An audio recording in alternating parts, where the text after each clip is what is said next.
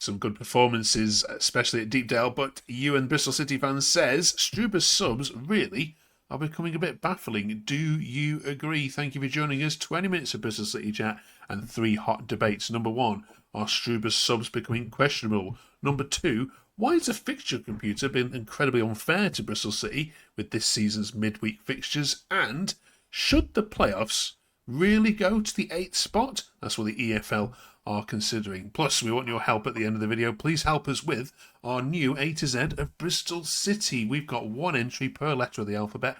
Who gets in it for A? This fella was what AI suggested. Can you think of any better? I don't think, for some reason, Liam is going to be putting in Anis Mehmeti into that potential one. We'll get into Mehmeti's miss as well. But we're recording this well before the Ipswich game, so if you've just come back from that game, hopefully that was a good win, and we've put Ipswich to the sword. Sam, how are you doing?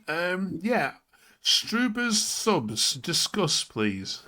Yeah, it's a bit like Manning in a sort of way. It's just like, against Oxford the other week, he's just leaving the attacking changes too late, and he's persisting with Fally and Armstrong. I mean, Cornet's a bit of a Marmite player, but I think he needs to be given a chance to shine. Is it fair, Ryan, that he's not really got much choice thanks to the owners? I mean, it's fairly obvious that starting 11 is the strongest 11 players at the club, and beyond that, yeah, it is fairly thin, especially with injuries starting to creep in. I think we debated this before. I think I personally, I do personally favour Miulu over Armstrong. I think he's a technically better player. I think long term he could possibly still do something at Bristol City, but it is fairly baffling because I just try and be patient with Armstrong. I'm just not sure he's up to the level as to what we need.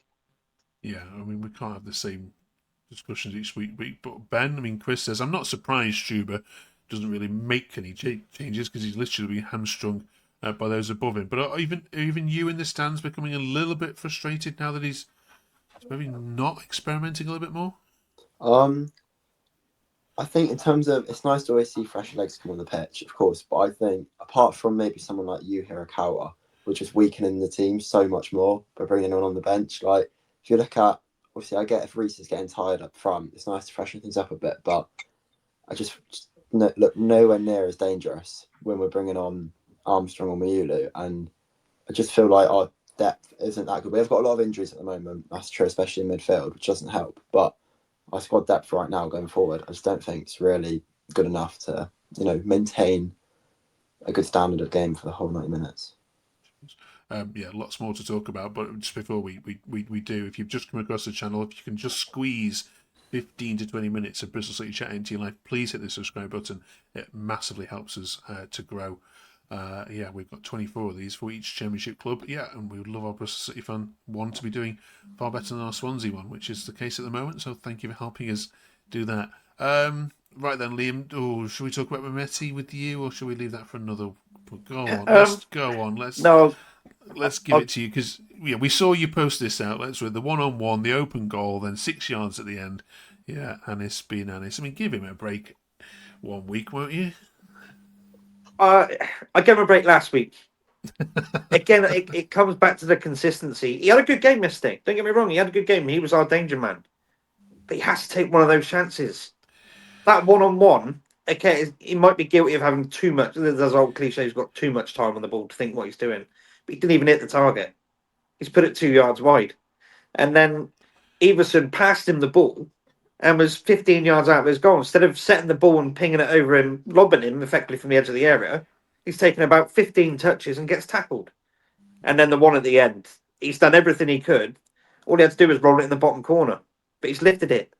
Yeah. So he's given the keeper a chance to save it. It's baffling how he hasn't taken one of those. But apart from that, back to the old Struber substitutions, I don't think he trusts anyone on that bench. So to bring you on with 5-6 minutes to go is beyond baffling to me. And then you look at McCrory. McCrory was going down with cramp. Now, knowing we had a game on Tuesday coming up against Ipswich, why is he not taking him off and swapping him around? So that's what I can say on that. But back to the Anis, he seemed like he was the only one going to score us a goal yesterday. They marked Reese out of the game completely, but he was being a nuisance. I think with him being a nuisance, freed Anis up to be that player to possibly get the goals. But it comes back to the old consistency cliche. He's been good for the last 2 or 3 games. He was good yesterday, but he just needs to take his chances. If he could take his chances, he'd be levels above everyone. He would be our best player.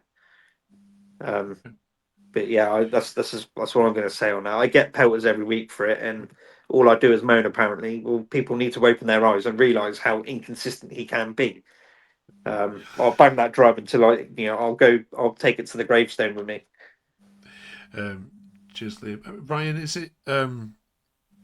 We've got midweek fixtures obviously starting this week. We'll talk about in a minute. But is this where we're going to find out about the lack of strength and depth? Do you think at Bristol City? And this is where we're going to have more people looking back at that summer transfer window, going, "We really should have done more." I think it'll be telling us to where our strength and conditioning is, and the fitness of the players. Knight, who's by far and away our fittest player, even he was going down, and I think there's rumours that even he isn't going to be fit for the next couple of games. So I think it'll be a fairly interesting starting 11 on Tuesday night. I think McCrory, especially. I think beyond kind of 75-80 minutes, I think he is quite sort of guilty frequently of kind of pulling up and either getting cramp or just looking really, really leggy in games. And when you look at the bench, it's pretty much only kind of Hirakawa who you do kind of look at that can kind of fill that gap. So yeah, I think it'll be an interesting lineup on Tuesday night, and it'll be I think it'll be quite an interesting performance, kind of fitness wise. All right. Hopefully next week we'll be able to talk about 6 points back from Ashton Gate with beating Ipswich and QPR, of course. Which Bristol City QPR, Sam, is one of the most played fixtures in the Championship. There's only been a couple of seasons when one of you hasn't been here since you arrived. Your old buddies are back, as are Preston, of course, as well.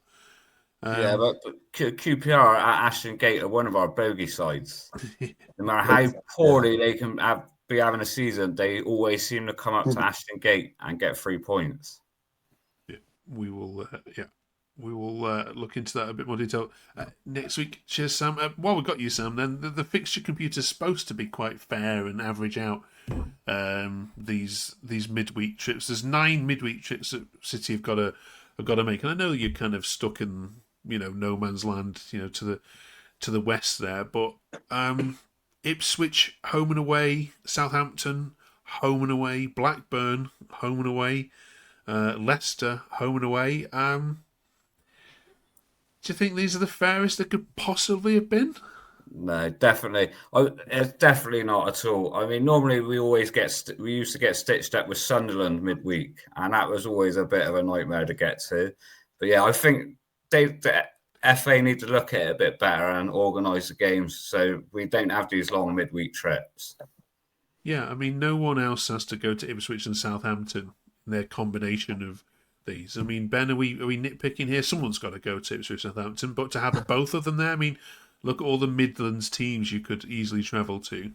Yeah, no, I agree. I think that's a kind of horrid little midweek lineup there. In terms of the difficulty of games as well, the midweek games are never easy to be 100%, so there's that. But yeah, Blackburn, Ipswich, you don't really want to be. I think we've got Wrexham away in midweek as well. There's another odd painful, night one. Yeah. Painful looking trip. So yeah, we've definitely done dirty a bit there. Okay, all right. Otherwise, this week, Liam, the other chat has been all about the EFL wanting to change the rules on promotion. Wanted to get your thoughts on this one. They're looking to expand the number of teams that could get into the playoffs, or expand the playoffs, to include the top 8. First of all, looking at this helps Bristol City. I look at it, but is it good for football? No, not at all. If it's not broken, don't fix it. I just don't see the point. If they're going to do that, they might as well put the playoffs down to mid-table. It's ridiculous. It's been the top six for God knows how long, and it needs to stay the top six. You know, the playoffs are brilliant as they are. Why extend it? I know people say, but the National League is, the National North and South are like it, but they have to narrow down. Was it 4 teams to go into one division? We haven't got that problem. We've got 3 to come down from the Prem and 3 go up. So I don't really see the point in extending it to wait to add a couple of games. It's a money making thing. That's all it is. More TV revenue and it's more money, but they'll only get managers moaning that the players are playing more games. So it's just ridiculous if you ask me. That's my opinion. I just don't, and I don't think many fans would be on board with it. I mean, Ryan, if you're the team finishing third, like Sheffield United did last year on 90 points, and you've got Millwall, who finished 8th on 66, you're pretty annoyed, aren't you? If then you have to play them at Wembley through some convoluted route, and the 8th team gets into the Premier League. I mean, is this just a case of they want more different teams in the Premier League, or making the Premier League easier? Because one person pointed out, well, if 8th gets up to the Premier League, they're coming straight back down on 0 points.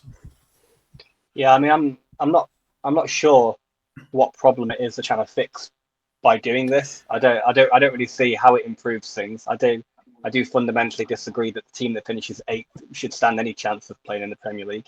And yeah, on the other side of that, if you do finish third, then yeah, you'll feel pretty hard done by if you get done over by the team that finishes 8th, and then you're out of the playoffs. So yeah, this idea isn't for me either. Yeah. Okay. I mean, Ben, they're saying that it's to stop as many dead rubbers as there are around after Easter. There's lots of mid-table battles that mean not very much. Do you see that point of view or not? No, not really. I don't see why it needs fixing. I think it kind of takes away the achievement. If you finish 8th, it doesn't feel like maybe you've had a good season, so maybe you don't deserve it. But yeah, I don't see why it needs to be changed really. Okay. Right, let us know your thoughts in the comments below. Also having a little bit of fun on here where Robin's Walk in the next couple of weeks. We've opened a Bristol City encyclopedia. We're looking for one letter of the alphabet per week, and we're also looking for who you would put in the history of Bristol City who starts with that letter. We're trying to get surnames in first, so you might want to stick in a whole load of A's, but yeah, surnames. We're looking for managers, we're looking for owners, we're looking for sponsors, or even just good games that definitely belong in the history books for Bristol City. Yes, I'm sure some of you might do better than Kieran Agard. Let's Can I go first? Let's see. Kick us off, Liam. There's only one, really, isn't there? It's Albert Adoma. Oh, Albert Adoma. He's Double A Uncle as Albert, well. Double A. still banging in the goals at Walsall. He scored yesterday at 37 years old. He was quality for us, like absolutely brilliant. So that would be my pick if we're going surnames. I won't go too far in case someone else comes up with another one that I've got, but it's a first name basis with the A. But for me, it'd be Albert Adoma. I come up with a few myself. Okay. I mean, like on doubles, it would be Adi Akinbaye, the one season wonder for us. But if it's over the history of the club, it can only be one, and the great John Attio. Yeah. Okay. All right, Ryan. Yeah, I mean, I had Adi Akinbaye as my pick, mainly for the sentiment. That was the first season that my dad first started taking me to games. I think every game I went to, Akinbaye scored, and then I think he got sold that summer, and I was absolutely gutted. So he would be my pick for the sentiment. Yeah, Albert Adoma obviously for the kind of consistency over the few years that we had him, and the fact that he's still doing it. For Walsall. So yeah. Okay, Ben. I had Albert Adoma as well. I think obviously he's such a great player for us, such a good bloke too. But I think as well another name for me. I know he wasn't at the club obviously for long, but the best striker that I've seen play for the team, Tammy Abraham. So thought he might as well get chucked in there. Okay, right. Brilliant. And when we get to letter M, we're hoping Anis Mehmeti can definitely. He'd get 15 goals by that time. Oh, Yeah. I'll take He'll that. have 20 He'd be goals. number Yeah. one. Yeah. Right. Now, here's where you can help in the comments. Who have they missed off? Don't forget, it can be an owner, it could be a former manager, it can be anybody, it can be a fan even. Anyone associated with Bristol City needs to go in the letter A. And, of course, we'll feedback on that next week. And give us a heads up that next week we're looking at the letter B, of course. It's obvious. So certainly it's letter B. Who deserves to get in for that? We're not putting Bristol City in as it either. That's just too obvious. But you can put Bristol Rovers in if you want. Yeah, that's one history on that. Right, thank you very much, you lot. Score prediction, please, Ryan, for the Ipswich game.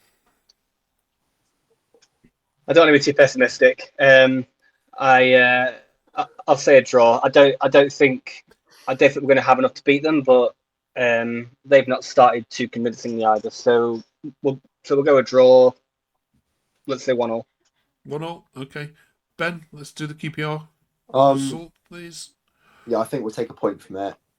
Definitely. So I'll say 2-2. Okay, Armstrong Derby, isn't it? So Armstrong's definitely coming on and scoring against QPR. Yeah, manifesting it now. Liam, QPR result will go which way? I think we'll win. I think we'll beat QPR. I think it'll be 2-0. Okay. Sam? Well, I hate to say it, we always lose against QPR at home, but I'm going to go with a 1-0 win for Bristol City. All right. Brilliant. Right, we'll put the Oxford result well and truly behind us. Then, right, thank you very much, you four, for joining us. Thank you, of course, so much for watching. If you can just squeeze 20 minutes of listening into your life, on your way to work or whatever you're doing around the house, drop us a quick subscribe. It'd be absolutely amazing. Right, enjoy your double home week this week. We'll see you in 7 days' time. Thanks for watching.